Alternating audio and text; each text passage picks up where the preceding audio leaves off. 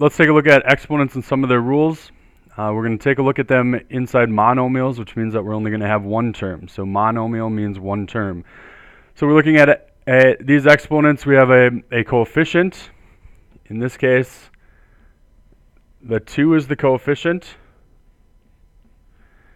Well, we have the actual exponent itself, which is the 3 here, and then what we call the base, well, which in this case is the x. Now we can take and we can change that base to be the word variable, and that would be fine, but those words should be used interchangeably when we're dealing with this section.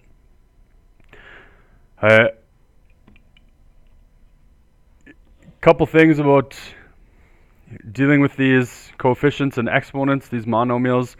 Well, we have a short version and a long version when we look at every single one of these problems. The expanded form, it just means well, let's change to a regular pen here. Expanded form just means the long version.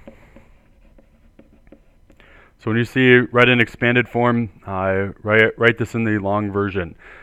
So the long version of this is that I've got 5z squared. Squared means that I've got 5z times 5z. And all of those things are multiplied together. When I scrunch a number and a variable together, that actually means multiplying. So 5z times 5z all has multiplying the whole way. That's expanded form. Now we could rewrite that as 5 times 5 times z, so that all the 5's are together, all the numbers together, and all the z's are together. But you don't necessarily have to do that when you're writing expanded form. Expanded form just means the long version of these problems. So we're still writing in expanded form. I've got negative 5 to the 4th. Negative 5 to the 4th is different than if I had something like this. And so we'll look at the two of these in different problems here. So negative 5 to the 4th on the first one says that I've got a negative and then 5 to the 4th, which means that there's 4 different 5's here. Whereas the one that I wrote in red actually looks like a negative 5 4 times. So that's negative 5 times negative 5 times negative 5 times negative 5. And parentheses are an important part of looking at these exponents. So there's no exponent on this negative in the first one. There is an exponent on the negative in the second one. And so the first one stays. The second one has to continue multiplying as many times as we do the expanded form. And then here's the last one. I've got 3h cubed, so there's only one 3. There's 3 h's. All these things are multiplied again. And then I've got a k plus 3. That whole thing is in parentheses, and it's squared. So that means that I've got one set of these, k plus 3, and another set of these, k plus 3. And those two things are being multiplied together. And again, I don't have to put the little dot in there, but if you feel comfortable putting the little dot, that means multiplying, that's fine. That's expanded form. You're just writing out what the problem is, and it's going to help you if you know how to do expanded form. If you're not really sure with how you're supposed to use the radical or the exponent rules as we go along here. So if you are having trouble following the rules or remembering the rules, then what you should do is you should go back and you should take a look at the expanded form. So before we jump to these worksheets, let's take a look at what these exponent rules actually are. So here are the different exponent rules. They use the word laws up here. X to the first is equal to x. We can be lazy with that exponent out in front. You should know that we also have a lazy 1 in front of here if we're actually using the variable. So if there's just the variable, there's a 1 out in front. The example is using numbers, so 6 to the first is just equal to 6. The second one, x to the 0 power, anything to the 0 power is equal to 1. So 7 to the 0 power is 1. 12 to the 0 power is 1. X to the 0 power, that's a 1. There's a negative exponent. We'll be working with that one in a little while, but here's the rule for it. X to the negative 1 equals 1 divided by x. And again, 4 to the negative 1 equals 1/4. we'll take a look at those a little bit later. We'll focus a specific video on those. X to the m times x to the n is equal to x to the m plus n. So we're going to add the exponents together. When the bases are exactly the same, you can add those exponents together. So here's the rule in action. X squared times x cubed equals x to the 2 plus 3, or x to the 5th. Think again about the long version of this. This x squared means I have 2 x's. This x cubed means I have 3 x's. So altogether, I actually have 5 x's that are multiplied together. On the next one, x to the m divided by x to the n is equal to x to the m minus n. So when we're multiplying, we add the exponents together. When we divide, we subtract the exponents. Again, an example, x to the 6th divided by x squared is x to the 6 minus 2, and x to the 4th results from that. And we'll take a look at a shortcut version of that, or a thinking version of that as well.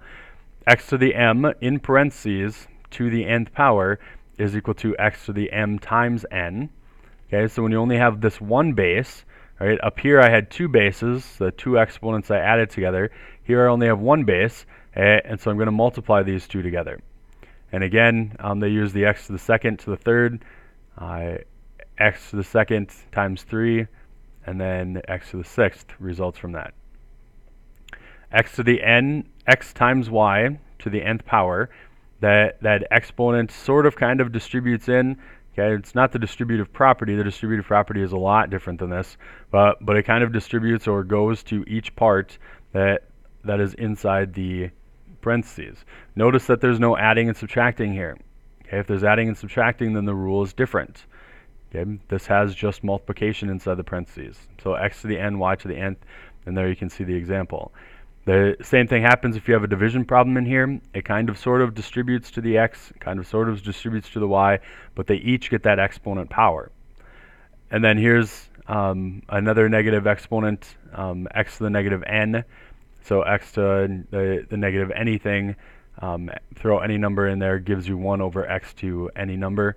Kind of follows along with the negative exponent one up on top. So let's take a look at some of these in action on this worksheet.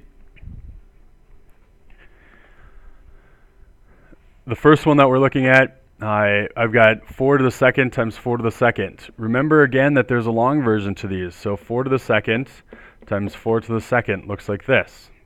Okay, 4 times 4 times 4 times 4. So I actually have 4 to the 4th power. Okay, and I don't want you to multiply that out, although the calculator will give you an answer to that. Okay, I'm looking at, can you use the exponent rule? All right, so this kind of acts just like the radicals. Yes, I know that you can type it in the calculator and you can get a decimal, but I want you to use the radical rule when we're doing radicals. Okay, when we simplify them. Same thing here. I know that you can type 4 to the 4th in and you can get an answer for it. I don't care about that answer at this point right now. I just want you to use the rule. And so when I go down to, let's say number 5, a long version of this is that I've got 2 times 5, and I've got n to the 4th, so that's 4 n's. And then another n to the 4th, that's another 4 n's. And so I've got 2 times 5, which is 10. 4 n's and 4 n's means that I've actually got 8 n's, n to the 8th power. Okay, so that's the long version. The short version says I multiply the 2 times 5, that still gives me the 10. And then I have 2 bases that are the same. I have n to the 4th and n to the 4th. I add those exponents together. So 4 plus 4 gives me 8. And if you don't need to do the long version, then don't do the long version. Okay, but if you need the long version, then it's there for you. And I think that it makes a lot more sense. Same thing happens. Let's take a look down here at 15. I've got 6 times 3 m's times 3 n's, and then that's times 8 with 2 m's and I think 3 n's. So when I take and I multiply those together, the 6 times the 8 is a pretty easy one. That's 48. I've got 3 m's on the left side over here and 2 m's on the right side over here. So the 3 m's and 2 m's means that I've got 5 m's. There's 3 n's here and 3 n's here, so I actually have 6 n's. And again, if you're using the shortcut, the 6 times the 8 has to happen, but then I've got m to the 3rd times m to the second, same base, add the exponents, 2 plus 3 makes 5. N to the third, same base, add the exponents, 3 plus 3 is 6, so I get n to the sixth. And you can do these with the shortcut, but if you're having trouble with the shortcut, then there is a long version to every single one of these problems. Use the long version. Let's take a look. We'll look at the shortcut here for 21. The shortcut says that this 2 kind of gets distributed in, so it becomes 2 to the second and x to the fourth because it's kind of sort of distributed. 2 times 2 gives me 4. And so then that gives me 2 squared is 4, x to the fourth is x to the fourth. And if you left it as 2 squared, again, I'm looking for that exponent rule, so that would be fine with me. There's no way to plug this in the calculator for you to get that if you didn't know the exponent rule. But again, there's a long version to this, and the long version looks like this, that I've got this 2x squared. So I'm taking 2x squared and I'm multiplying it again times 2x squared. That's what 2x squared, quantity squared, means. Which then expanding this a little bit more, I've got x times x for x squared, and then x times x for x squared again. I've got 2 times 2 is 4, and 1, 2, 3, 4 x's, so I've got x to the fourth. And if you use the long version, then that's fine. Please go ahead and use the long version. There's nothing wrong with doing that. Same thing happens over here in 22. I've got p to the fourth to the fourth. So that means I've got p to the fourth 4 times, which means that I've got 4 p's here, 4 p's for the second one, 4 p's for the third one, and 4 p's for the last one. And so I've got a total of 4, 8, 12, 16 total p's. So this is p to the 16th. Again, the shortcut version of this, if you can use the shortcut and you aren't confused about it, then please use the shortcut. Okay? I've got a power to a power. I've only got one base, so that one base means that I'm going to take and multiply the exponents. 4 times 4 gives me 16, so I get p to the 16th. Okay? Long version, short version, I don't care which one you use. I would recommend the long version if you go through and you're taking a look at this answer key and you're getting some of these problems incorrect.